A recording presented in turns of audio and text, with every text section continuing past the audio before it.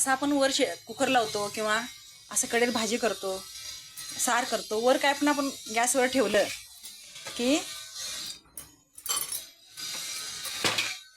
हे बघा. आता हे मी घरी केलेलं कॉर्नफ्लॉवर आहे बरं का, स्वीट कॉर्नच्या मक्यापासून.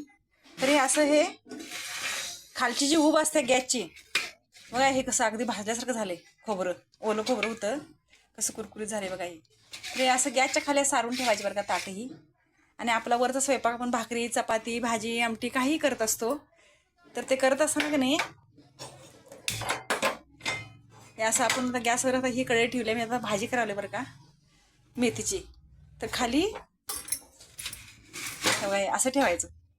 हे पूर्णपणे की नाही खालच्या वरच की नाही सगळं पूर्णपणे तुमचं वाळते बरं का. ते जे ठेवलं असं शेंगदाणे, परत खिसलेलं खोबरं, आता हे कसं ठेवले मी स्वीट कॉर्नचं, कॉर्नफ्लावर, असं तुम्ही काही खालच्या बाजूला वाळवू शकता. ह्या गॅसच्या खाली, शिगडीच्या खाली ठेवायचं असं.